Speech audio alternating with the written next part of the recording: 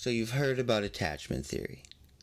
Whether you're involved in healing work, other therapies, recovery, teen work, you have likely recently come across attachment theory. It's becoming more pervasive by the day as we find more domains within which the attachment-based work can really succeed. We will be developing a strong foundation in attachment theory, starting with John Bolby and the other greats. If there's anything I can do to make this course more valuable to you, please do not hesitate to reach out to me directly. I really value that time and feedback. What you'll get from this class is that you will gain an understanding of some of the seminal studies and theories of attachment. You will learn what informs and creates a secure parent, and thus a secure child. You'll be able to trace the securely attached journey across the lifetime. You'll learn about the 5 conditions that create secure attachment in an infant. You will also learn the insecure attachment styles, anxious resistant and anxious avoidant. And also, we will discuss disorganized attachment. You will be introduced to some popular assessments and also the Adult Attachment Interview, or AAI. You will learn the importance of mentalizing treatments and have a basic understanding of metacognition. And we'll have some introduction to the 3 pillars, which we go into great detail in Level 2.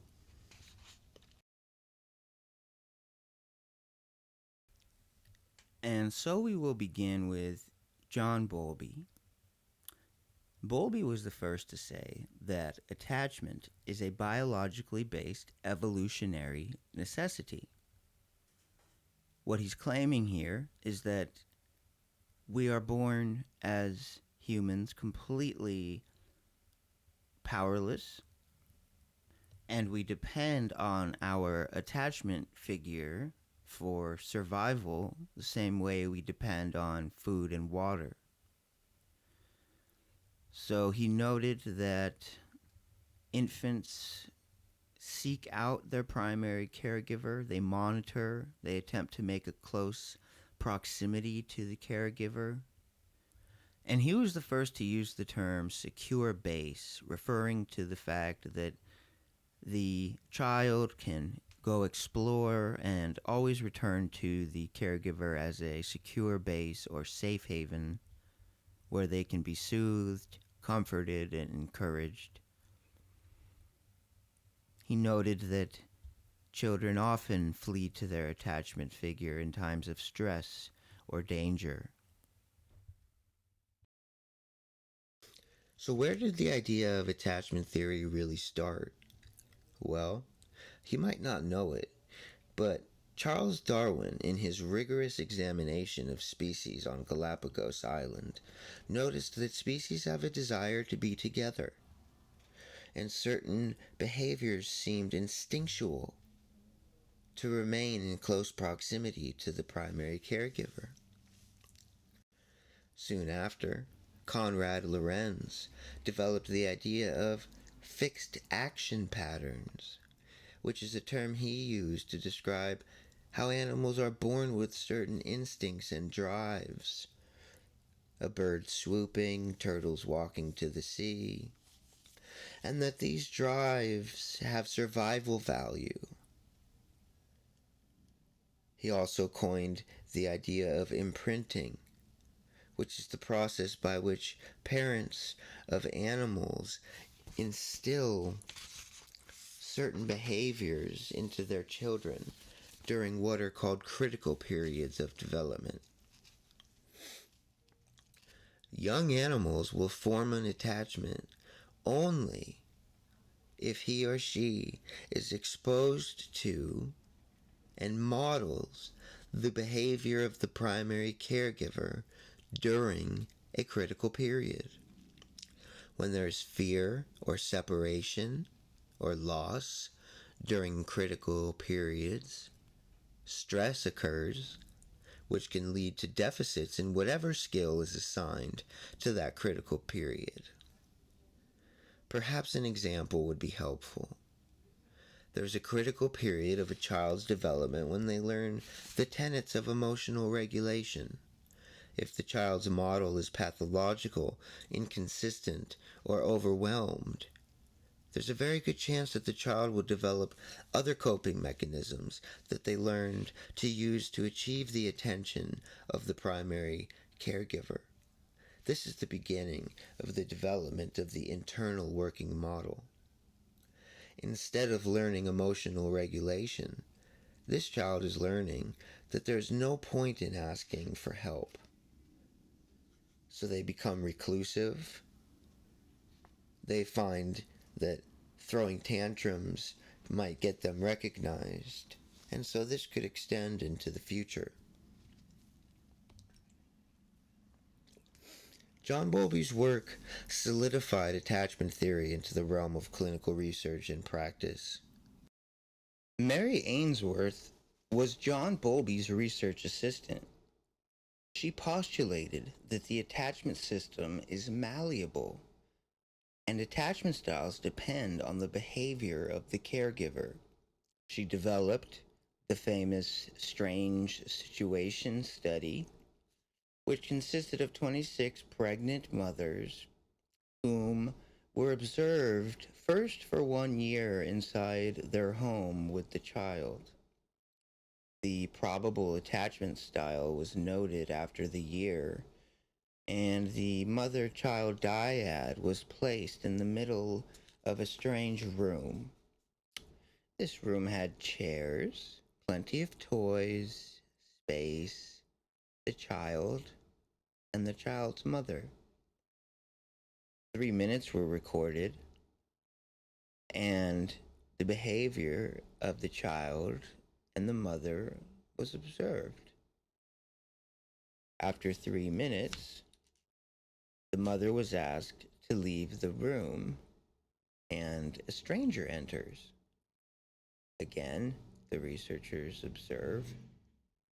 Shortly thereafter, the stranger would leave the room, and mom would return. The results were stunning and further elucidated the different attachment classifications. Infants termed as securely attached had a flexible capacity to explore freely and be consoled when reunited with the caregiver. They showed distress upon mom leaving, but almost immediately were reassured at reunion and readily resumed play. This is secure attachment. We expect the child to get upset when mom leaves, but not to the point of an anxious tantrum. And we want the child to be easily soothed when mom returns. This is the result of the cumulative behavior of the caregiver over the first years of life. She was sensitive, responded to her baby's signals and communications. Secure mothers were quick to pick up their children when they were crying, held them, but only for as long as the infant wanted. They had a sensitivity, an acceptance, a cooperation, an emotional availability.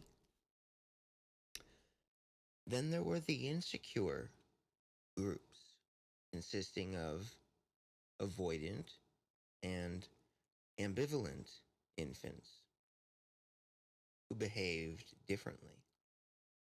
The avoidant infants explored and played throughout the entire procedure, whether mom was there or not, seemingly indifferent to her presence. So, when mom would leave the room and the stranger would enter, there would be little to no reaction. When the child was alone in the room, there'd be little to no reaction. The focus was clearly on the toys and not on the people. However, when researchers examined Cortisol levels, cortisol is the stress hormone, in these avoidant infants, it was just as elevated as the obviously and visibly disturbed secure child. Their indifference was a defensive posture. They assume that their caregiver will be of no comfort, and so they've given up trying. In the observation period, these mothers actively rejected connection from the child, even withdrawing when the infant was sad. The avoidant infant also avoided mother upon her reentry into the room. The child has chosen exploration over connection.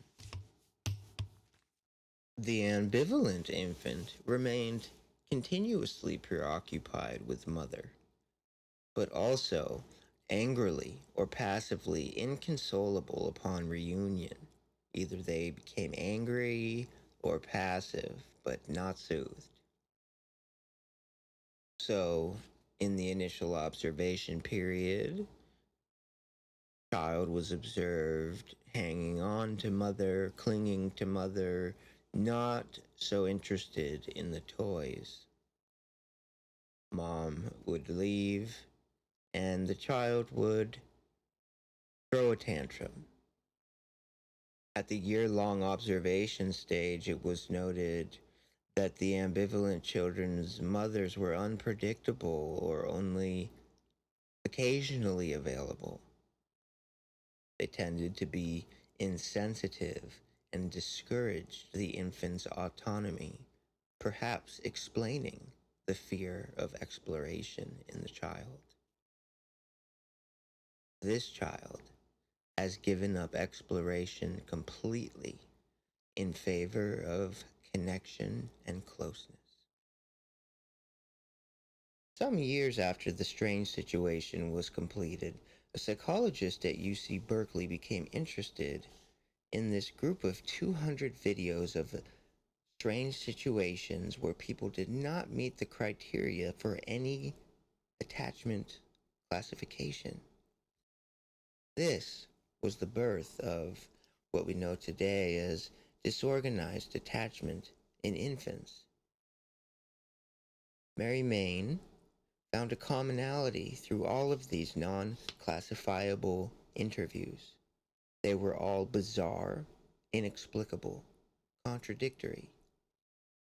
By way of example, one child began crawling backwards towards mother very slowly. Another child collapsed on the floor, remaining still. A third child froze in like a trance state. While the behaviors are relatively brief, as in 10 to 30 seconds, they are still clinically significant and tell the researcher a lot about the level of safety in the home. In general, infants form disorganized attachment when their parent has an unresolved trauma or loss, or if the infant has internalized mom or dad as perpetrator due to some kind of abuse. This creates an approach withdraw dynamic as the child has a natural urge to run towards mom for survival, while at the same time, the sympathetic nervous system, the fight or flight system, is screaming at the child to stop because they are in danger. Sadly, the disorganized children grow to make up a significant portion of our clinical population.